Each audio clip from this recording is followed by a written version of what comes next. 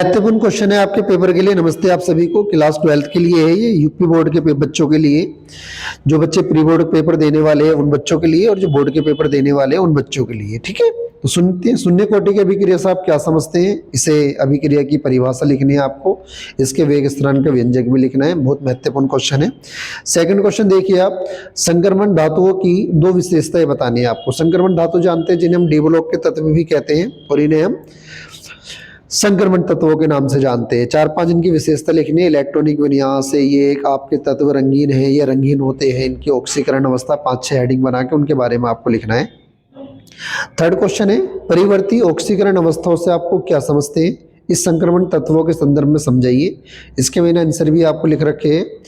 परिवर्ती ऑक्सीकरण अवस्थाओं से तात्पर्य तत्वों के द्वारा यौगिकों में एक से अधिक ऑक्सीकरण अवस्था दर्शाना। पढ़ोगे आपको समझ में आ जाएगा, क्लास में आपको सारा पढ़ा रखा है। और संक्रमण धातुओं की दो विशेषता, संक्रमण धातुओं की परिभाषा जानते हो, ये तत्परमाणु जिनका इलेक्ट्रॉनिक विन्यास बनाने पर उनका अंतिम इलेक्ट्रॉन बाह्यतम कोश से पहले वाले कोश में प्रवेश करता है, उसे हम संक्रमण तत्वों के नाम से हम जानते हैं, डी ब्लॉक के तत्वों के नाम से जानते हैं, क्योंकि उनका अंतिम इलेक्ट्रॉन जो है वो डी कोश में प्रवेश कर रहा है। फोर्थ क्वेश्चन है, ग्लूकोज और फैक्टोज में अंतर लिखना है। तो ग्लूकोज और फैक्टोज में आपको अंतर लिखना है। ग्लूकोज और फैक्टोज में अंतर आप जानते हो। ग्लूकोज पके हुए अंगूर, शहद, अधिकांश मीठे फलों में पाया जाता है, इसे हम अंगूर की शर्करा, ग्रेप शुगर के नाम से भी जानते हैं। फैक्टोज मुख्यतः फलों का अवयव होता है, इसलिए इसे फलों की शर्करा के नाम से जानते हैं।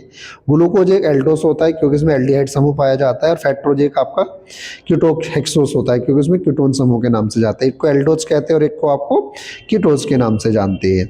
आसान है, क्वेश्चन पढ़ रखा है, आप इसे नोट कर लोगे।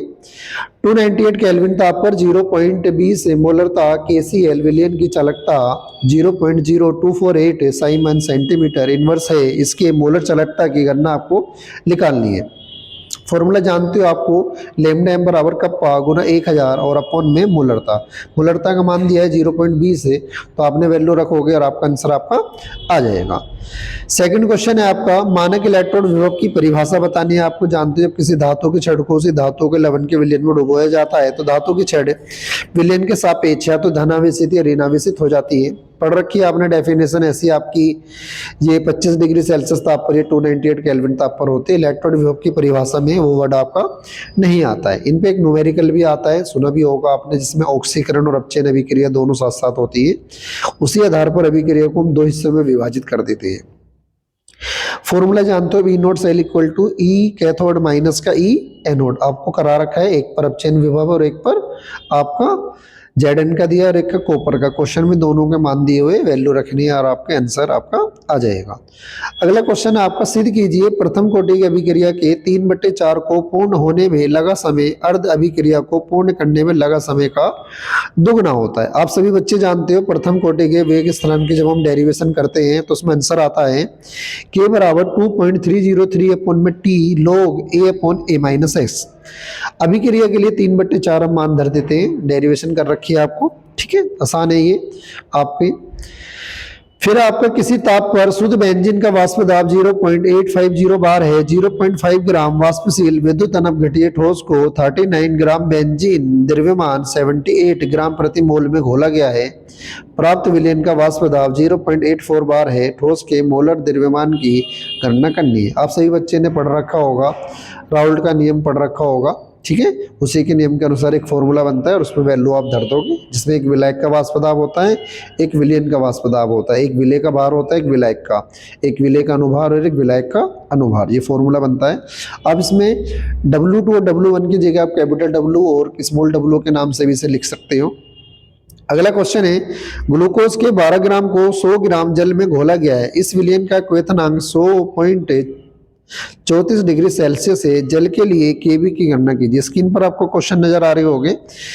फॉर्मूला आप जानते हो, दो फॉर्मूले होते हैं इसमें आपका मोलर अनुभार निकालने के लिए। एक आपका क्वथनांक गुणन पर डिपेंड करता है और एक हिमांक अवनमन पर डिपेंड करता है। ठीक है, अगला क्वेश्चन है, 5.85 ग्राम सोडियम क्लोराइड 200 ml विलयन में घुला है। विलयन की मोलरता ज्ञात कीजिए। मोलरता का फॉर्मूला आपने जानते होंगे, 3 टॉपिक होते हैं आपके, 4 टॉपिक। मोलरता होती है, नॉर्मलता, मोलरता और एक होता है मोल प्रवाह। ये चारों टॉपिक पर आपको न्यूमेरिकल आने चाहिए। ये इंपॉर्टेंट न्यूमेरिकल है, पेपर में 2 बार आया है, इससे पहले भी कई बार आया है। ये 5.85 ग्राम है ना, सोडियम क्लोराइड को 200 मिली विलियन में घोला गया, विलियन की मोलरता निकालनी है। ठीक है जी। अगला क्वेश्चन है आपका कोलराउस के नियम, बहुत ज्यादा इंपॉर्टेंट है, कई बार रिपीट होने वाला क्वेश्चन पे पेपर में। इस नियम का एक अनुप्रयोग आपको उदाहरण के साथ आपको समझाना है कोलराउस के नियम की सहायता से। तो आप सभी बच्चे जानते हो कोलराउस के नियम के बारे में, इस है ना। और इस कोलराउस का नियम प्रस्तावित आयनों के स्वतंत्र अभिगमन के नियम के अनुसार किसी विद्युत अपघट्य की अनंत तनुता पर मोलर चालकता उसके धनायनों तथा ऋणायनों की अनंत तनुता पर मोलर चालकताओं का कुल योग होते हैं, यानी योग के वो बराबर हो। इसके दो अनुप्रयोग आपको लिखने हैं। अगला क्वेश्चन है आपका क्लोरोबेंजीन से डीडीटी का निर्माण आप कैसे करोगे, या बेंजीन से डीडीटी का निर्माण आप कैसे करोगे। अगर बेंजीन से डीडीटी आपसे पूछी जाए, कुछ दिन पहले मैंने आपको क्लास में कराई थी, तो अगर बेंजीन से डीडीटी बनी जाए, पहले बेंजीन से आप क्लोरोबेंजीन बनाओगे या फिर आपको क्लोरोबेंजीन से आपको डीडीटी बनाना पड़ेगा। तो क्लोरोबेंजीन के क्रिया क्लोरल से कराते हैं, जिसका फॉर्मूला होता है CCl3CHO।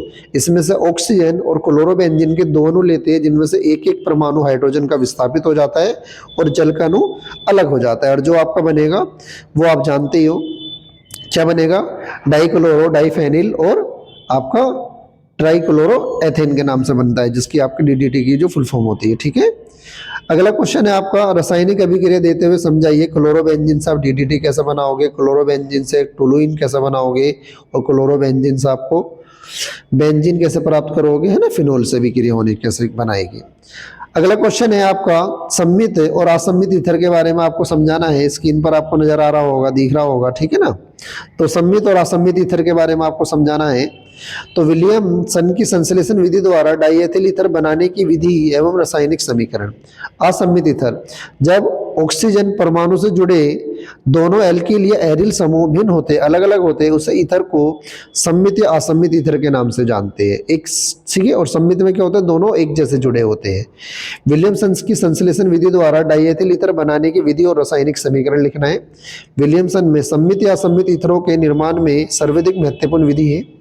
इस विधि में सोडियम या पोटेशियम एल्कोक्साइड के साथ एल्किल हैलाइड को गर्म करने पर ईथर प्राप्त होता है।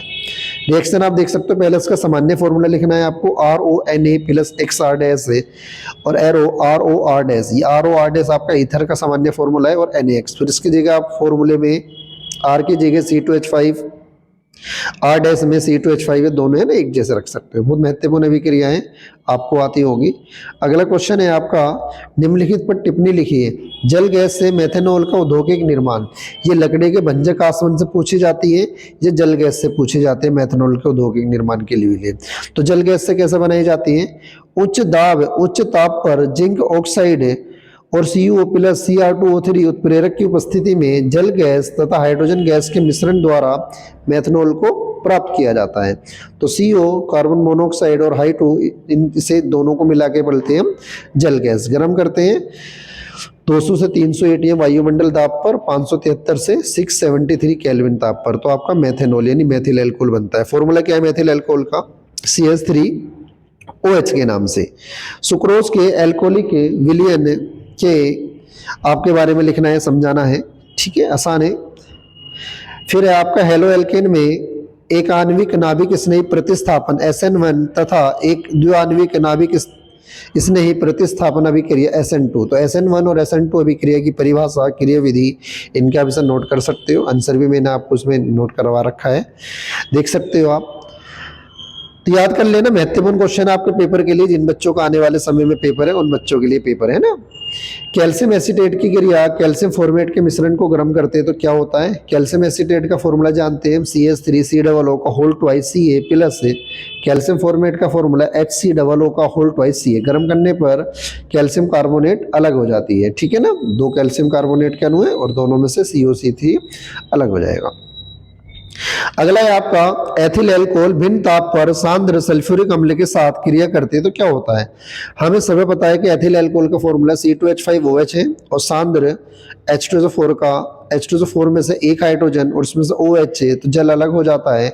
100 डिग्री सेल्सियस ताप पर अभिक्रिया होती है। एथिल एल्कोहल जब इसे पुनः अभिक्रिया कराते हैं, दोबारा पुनः अभिक्रिया कराते हैं C2H5, तो आपको डाइएथिल ईथर प्राप्त होता है। एथिल एल्कोहल के दोनों यूज हो जाते हैं इसमें।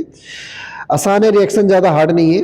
फिर एथिल एल्कोहल को 160 से 170 डिग्री ताप पर गर्म करते हैं तो एथीन प्राप्त हो जाती है। अगली अभिक्रिया के नाम से आप फॉर्मिक अम्ल बनाने की 2 विधियों का वर्णन कीजिए और टोलेन अभिकर्मक और फेलिंग विलयन के साथ इसके रासायनिक समीकरण दीजिए।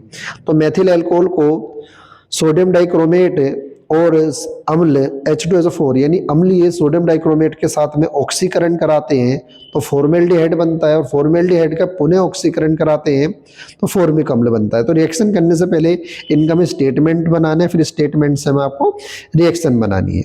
सेकंड में कार्बन मोनोऑक्साइड की क्रिया सोडियम हाइड्रोक्साइड से कराते हैं तो सोडियम फॉर्मेट बनता है। ये भी क्रिया 6 से 10 एटीएम यानी 6 से 10 वायुमंडल दाब पर होती है, और इसे सल्फ्यूरिक अम्ल की उपस्थिति में जब हम गर्म करते हैं तो फॉर्मिक अम्ल आपका प्राप्त हो जाता है। फॉर्मिक अम्ल की जो अभिक्रिया है टोलेन अभिकर्मक के साथ में, तो ये आपका फॉर्मिक अम्ल का फॉर्मूला जानते हैं HCOOH, और टोलेन अभिकर्मक का Ag2 है ना, सिल्वर ऑक्साइड का।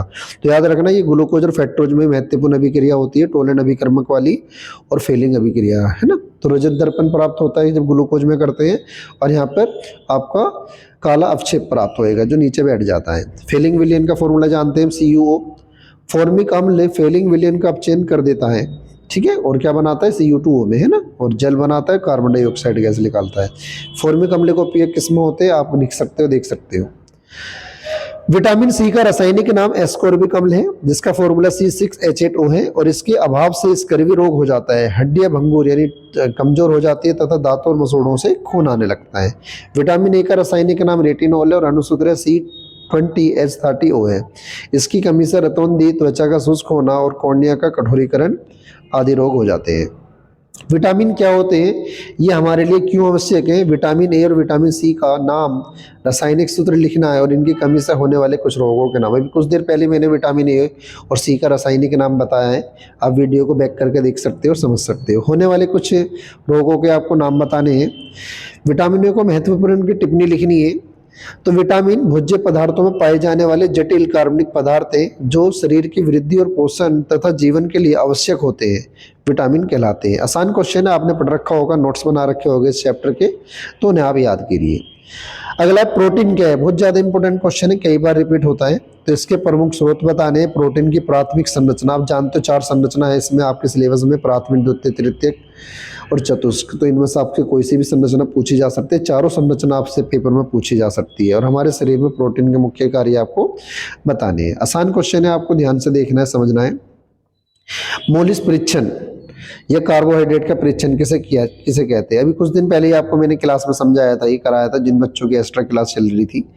मोलिस परीक्षण पदार्थ के जलीय विलयन में 2 ml में 2 मिली मोलिस अभिकर्मक यानी अल्फा नेप्थोल या एथिल अल्कोहल में 10% विलयन डालकर परख नली को बिना हिलाए बहुत सावधानी से परख नली की दीवार के सहारे बूंद बूंद करके सल्फ्यूरिक अम्ल H2SO4 डालने पर 2 परतों के बीच में लाल या बैंगनी रंग की, भूरे रंग की परत के झल्ला बन जाता है, कुछ समय बाद बैंगनी रंग का हो जाता है। इसे परीक्षण को मोलिस परीक्षण के नाम से हम जानते हैं। अगला क्वेश्चन है, प्रोटीन की संरचना का सविस्तार वर्णन कीजिए। बहुत महत्वपूर्ण क्वेश्चन है, अभी थोड़ी देर पहले डिस्कस कर रहा था मैं। प्रोटीन की प्राथमिक, द्वितीयक और तृतीयक संरचनाओं की व्याख्या करनी है, आपको समझाना है, ठीक है। प्रोटीन की प्राथमिक, द्वितीयक, प्राथमिक संरचना के बारे में सब बच्चे आप जानते हो, ठीक है, तो लिख लेना आप। प्रोटीन की प्राथमिक, तो किसी प्रोटीन के पॉलीपेप्टाइड में एमिनो अम्लों के जुड़ने से विशिष्ट क्रम में प्रोटीन की प्राथमिक संरचना प्राप्त होती है।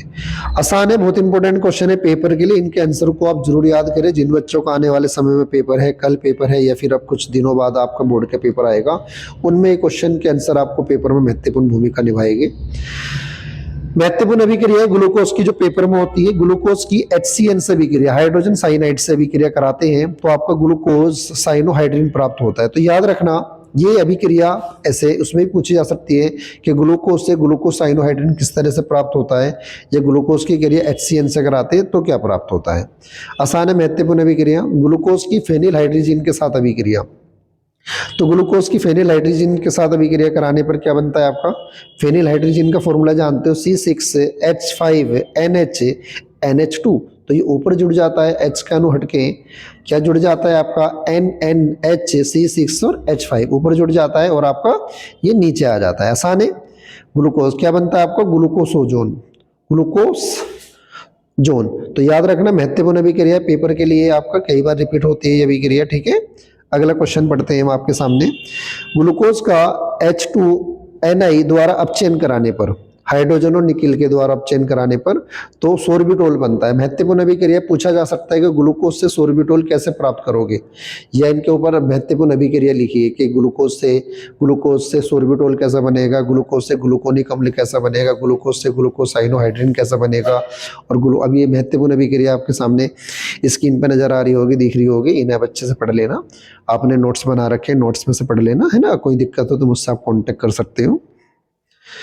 तो उम्मीद है मुझे ये वीडियो आपको समझ में आई है। यदि इस वीडियो से आपको कुछ बेनिफिट हुआ है तो चैनल को लाइक कीजिए, और सब्सक्राइब अभी तक नहीं करा है तो चैनल को आप सब्सक्राइब कीजिए। वीडियो देखने के लिए धन्यवाद। आपके पेपर के लिए बेस्ट ऑफ लक। अच्छे से पेपर दीजिए और होपलेस बिल्कुल भी नहीं होना है। जो जो आप पढ़ रहे हो उसे लिख लिख के याद करिए। सबसे ज़्यादा केमिस्ट्री के पेपर में आपको रिएक्शन ही है जो सबसे ज़्यादा गलत होती है, उसे लिख लिख के प्रैक्टिस करिए। धन्यवाद वीडियो देखने के लिए।